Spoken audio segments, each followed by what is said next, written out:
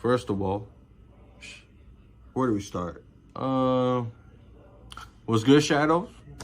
Welcome back. If you're new here, welcome. Please subscribe to the channel and turn on notifications and follow me on my Instagram. If you're not new here and you're returning, what's up? So last night I posted a Kendrick Lamar diss to Dre called Not Like Us. That shit had me all over the place, I'm not gonna lie. And also last night, in that same video, I reacted to a video of Drake that, you know, kissing up on a 17-year-old girl in one of his concert from years ago. So y'all gotta watch that. The video was a little laggy. I'm still trying to work on making it look good. But yeah, man, I apologize if it's a little laggy. Like I said, I'm still trying to figure this shit out. So, but little by little, I'll get going with it. But I want to thank y'all for all the views y'all giving me, especially in the shorts. Those are really helping out with the channel. But yeah, man, let's get to it. We're gonna react to some wrestling today. That way we can get my mind off of this whole drama shit with the whole Kendrick and Drake shit, because that shit's getting a little too real, you know. And you know, I like real shit, but like sometimes you just need a break from that shit, you know. So yeah, we're gonna react to a video by WrestleMania. And I am subscribed to these guys. These guys do make good videos. And this is a real life WWE couples who were hated backstage.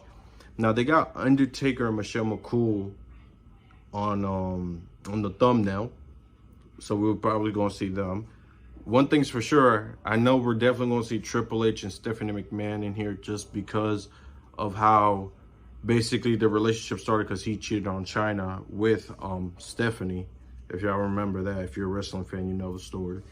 But yeah, man, we're gonna get into it, man. We're gonna see what couples were headed backstage and why, and I'll give my opinions and thoughts on it. So yeah, let's go. WWE couples who were actually hated backstage: John Cena and Nikki Bella.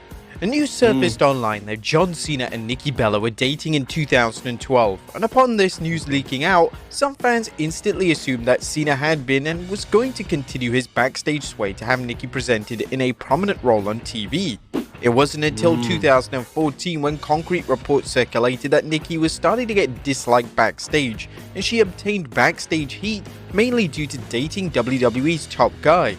A report from PW Mania at the time stated, according to reports, there is some resentment towards Nikki within WWE as they feel she let her fame get to her head. Twin Magic sees herself as a sports entertainment organization's top diva due to Total Divas and a relationship with a reigning WWE World Heavyweight Champion.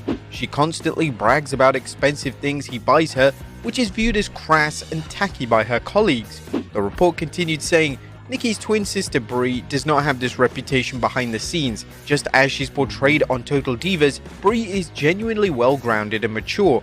She's well-liked among her WWE peers. It's not all negative on Nikki though. Her in-ring performances at house shows where more time is allotted to wrestle has earned her praise from Triple H. This was at a time period in which Nikki was pushed as the face of the women's division. She notoriously ended AJ Lee's historic title reign at the 2014 Survivor Series, and she was pretty much presented as a top draw of the division. While some backstage heat was understandable as Nikki's booking did somewhat change, she did manage to improve during this era. Ultimately, this backstage heat came at a time where fans and the rest of the roster were crying out for the presentation of the women to change. The women's roster in NXT were killing it by having show-stealing matches, and the fans as well as numerous names backstage wanted this implemented across the main roster. Nikki's WWE tenure may have been helped by Cena's backstage influence, yet her popularity and legitimate drawing power both on TV as well as shows such as Total Divas and Total Bella simply can't be denied.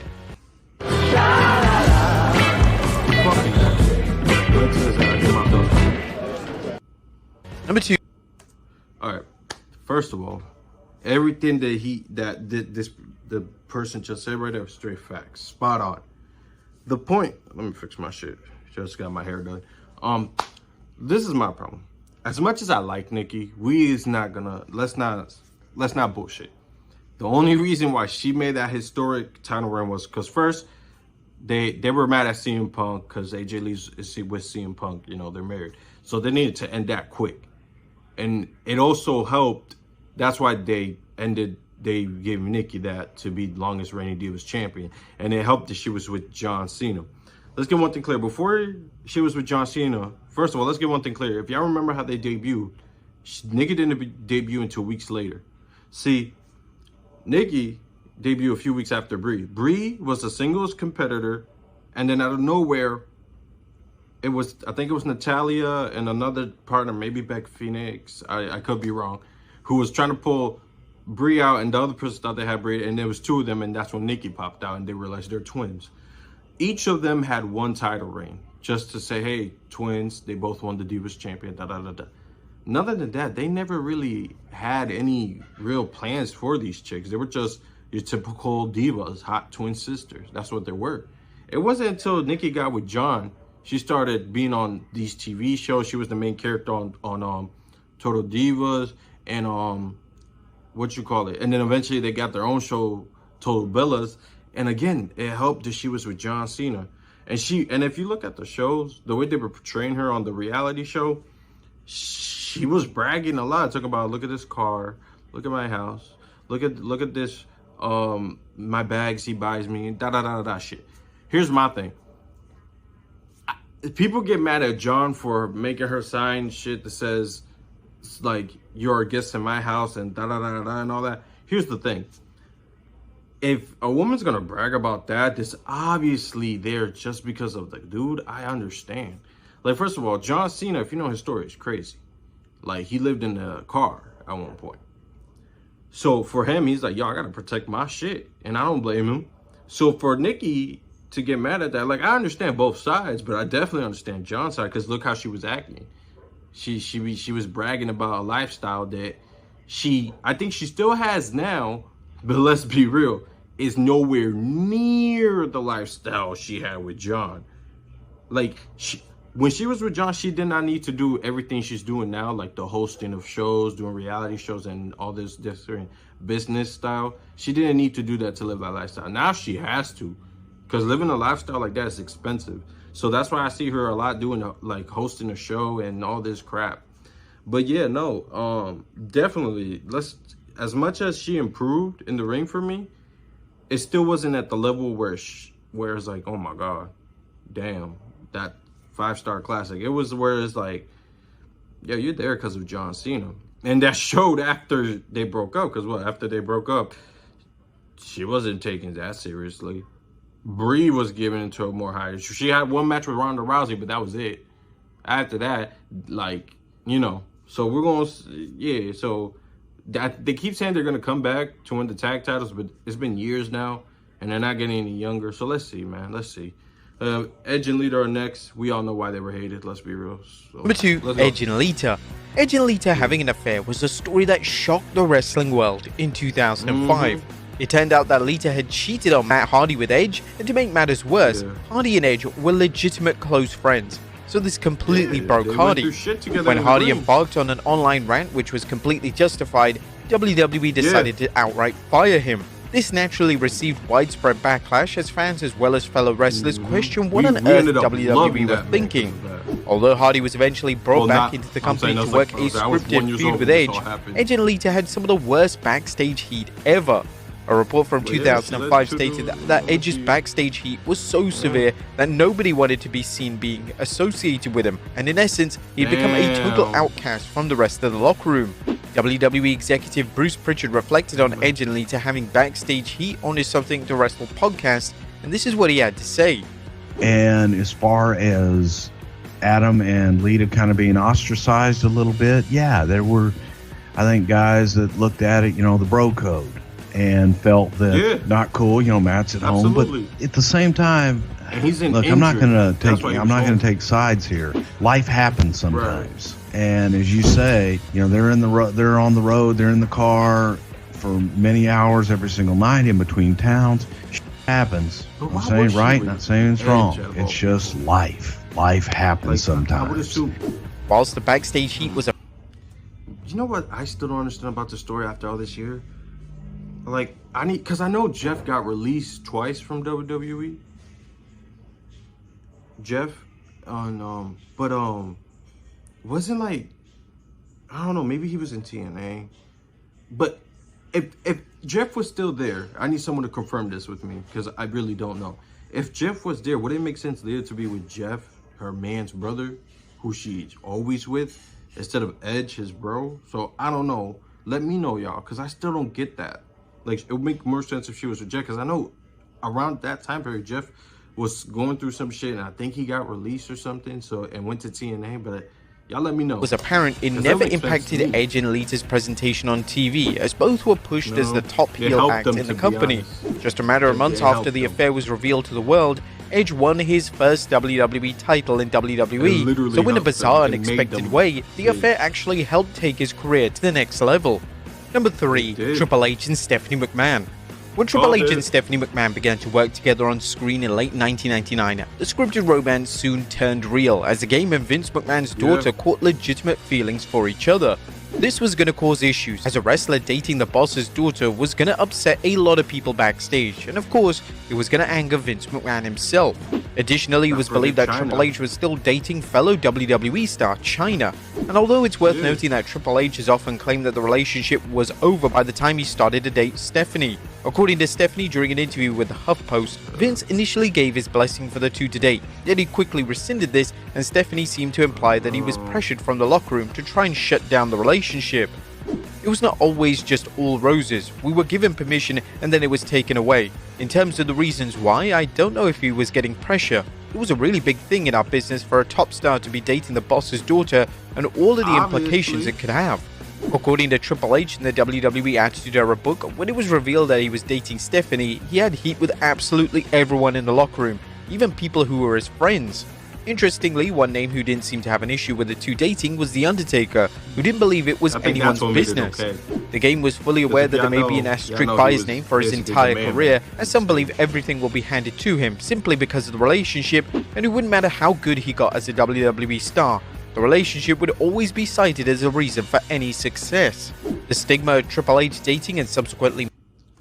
Listen, I think we can all now agree that Triple H earned his right to be where he's at. He's a genius of his mind. But him, again, we're not going to sit here and bullshit. Him dating the boss, regardless if he cheated on Chyna with Stephanie or not, he dated, he is with Stephanie, and he will forever be a part of that family. He has kids with her. I just wish, in my personal opinion, I think he did cheat on Chyna with Stephanie just because he's saying, oh no, it was done. And that's his story, like they broke up. Chyna has a full story talking about she found like voice messages and a note on his bag. So it's like, she could lie about it, but it's like she also kept the same story for years until she died, sadly. And his story is like, oh, we just broke up, and he never spoke about it like that again. So it was like, bro, she never changed her story all the way until the day she died. So it's like, this dude just kept saying, nah, we were done and that's it. That's not really the story. But I don't know, man. Let's keep going. Marrying his way to success is still around, especially with Triple H basically running WWE. However, in terms of the backstage stigma, it has pretty much become obsolete. Triple H is extremely well liked by his peers, and the same can be said for Stephanie. Both had to work hard to overcome this animosity, and they've clearly done this through hard work and showing that the relationship was as real as it gets. Number 4, The Undertaker and Michelle McCool. The details of The Undertaker's personal and private life were kept strictly confidential, but that was until he began to date fellow WWE star Michelle McCool. Due to The Undertaker's status as one of the most legendary wrestlers of all time, as well as the locker room leader, it definitely had a major impact on McCool, and rather quickly after the two began dating, McCool obtained significant heat backstage. A report from Wrestling Inc. at the time indicated a few weeks ago, Natalya Neidhart was reportedly upset with McCool due to behind-the-scenes incident involving the two in which McCool tried to show her how to lock up correctly and how to work WWE style, which is more about telling a story in the ring than doing a bunch of random moves. Also, since McCool is involved in a real-life relationship with The Undertaker, it would appear that some of the resentment and jealousy towards her is due to that. In other words, when a diva is dating a superstar wrestler and then gets a push, that's obviously going to get people talking. While this story may have been true, McCool's in-ring work during this time was some of the best on offer when it came to the women's division. McCool was incredibly over as a character, and one time her and Melina delivered a pay-per-view match that was so good that the two got in trouble, as it could have overshadowed the male wrestlers on the specific... Here's my thing. There's a difference. Let's compare this to the first one, Justin and Nikki. Michelle McCool is actually a pretty good wrestler. Like, let's keep it honest. Like, she came at the right time in my opinion, but she was also ahead of her time because she was just good. But imagine if she came now, she would have been one of the top stars. But because she was at a time where women's wrestling wasn't that serious and she did an amazing match, and she stand out more. So, and also the Lay Cool thing, ahead of its time. Everybody always talks about the Bellas should be tag champs. I want them to be tag champs, like Michelle McCool and Layla. Lay Cool. Am I the only one who wants that? Shoot. But yeah, no. As far as this, she's a way better wrestler than Nikki, in my opinion. Story-wise, storytelling-wise, and in-ring-wise. So I get it. And as far as Natalia is like the fact that she out of all people got mad because she's like, hey, let's proper lock up. Bro, they're just trying to help you out. Like, what the fuck? And like, who is Natalia to get mad that she has Undertaker, like she's with Undertaker, she's gonna push. She's only there because her freaking uncle's Bret Hart and who her family members are. If we're gonna keep it real, like, wasn't she like, come on now, like, who is you to get mad? You're there. Let's be honest, Natalia. I'm just, this is my opinion. I don't care. I was a big fan of Natalia during this time of Lay Cool time, like the early 2010s. But after all, she just never improved. Everything was the same. I think her best work was 2017 or 2018, around there. I think it was 17, during Survivor Series where she was with, and it was during Survivor Series and the Road to WrestleMania. Yeah, so like 2016 to 2017, that was her best work with the whole Nikki, Bella feud. After that, I never found anything interesting about her. Natalia's just been doing some weird ass shit. She's left and right. Like, she's just doing random shit. Like, I know she's in NXT now, which honestly, I don't even think that's gonna help her because, like, I just don't find Natalia that good in the ring. Like, I can never do what she can do. That's 100%. As much as I always had a dream to be a wrestler, I know I can't do what she can do. But me as a fan, if they told me, hey, you can watch this or that, I'm probably picking the other thing because I watched Natalia as I was growing up. She still has the same old moveset and everything. She never really improved. And and her character never changed. Her promos, I cringe at them a lot. I'm not gonna lie. But yeah, man, for her to get mad at Michelle McCool, who's actually good, it's like, come on now. You can get mad at her because she's with Undertaker. Guess what? They could have, let's say they was to break up. Boom, she's gone. You get to stay there because of who your uncle are, who your dad is, who all your family members. Her whole family was the Hart Foundation. So it's like, chill the fuck out. You feel me? Pay-per-view card. Last person. It's up for debate as to whether The Undertaker positively influenced McCool's career, but McCool truly did shine in the top position she was placed in, and whenever she would make appearances in matches such as the Royal Rumble, it's evident that she's just as talented as the current crop of women on the WWE roster. Yeah. Appearing on Chasing Glory, McCool herself addressed the rumors of backstage heat, and this is what the former women's champion had to say. We fought and clawed our way onto TV screens, and it wasn't cool to date the guys. So I had to struggle with the heat of being with Mark Calloway and people thinking I was only on TV because of him. It was hard to enjoy these moments because of the stress and what it felt like was taking place 100% of the time. McCool even revealed that the backstage heat was the main reason she left WWE in 2011. It was tough. Just leaving in itself was tough because I got to the point where I was dealing with so much, again, being mostly Undertaker's girlfriend, and while I was on TV, and even having a right to throw the papers at one day and say, why don't we just call it the Michelle McCool and Undertaker show? It's alarming that the backstage heat was so substantial that McCool found it fitting to exit WWE. No wrestler should be put in this position for simply dating a co-worker, and it's a shame that the final stages of McCool's WWE tenure wasn't an enjoyable and pleasant experience to her. But there you have it, folks. Real-life couples who were hated backstage in WWE. That's crazy, man. This is my thing, man. First of all, the Michelle McCool one I hate due to the fact she was very talented. I grew up watching on Michelle McCool. I still hope she comes back and does like one last run. And like I said, like people like Natalia, I feel like they're the last one to get, why you mad? Like people like Natalia and stuff like that should not get mad that someone's getting privileged because they're with someone, considering the fact that you're there because of your last name. So let that sink in. But yeah, no. A lot of these couples, I agree with a lot of these things, and it made sense. All of these made sense. But except for the Michelle McCool one, I felt like it helped. It helped them. Michelle McCool was with the Undertaker. Let's say that. But the only difference is, out of everybody who benefit off of dating a wrestler, she was pretty good. So yeah, I think that's the only difference. As far as Nikki, I don't know. Lita thing, it helped her. It helped Edge, literally helped Edge. Say what you want about it, but if that never happened, I don't think Edge will be the Rated R superstar. And yeah, man. But that's it for this video, man. Like, comment, subscribe, turn on notifications. And yeah, man, I'll catch you on the next one. Peace, man.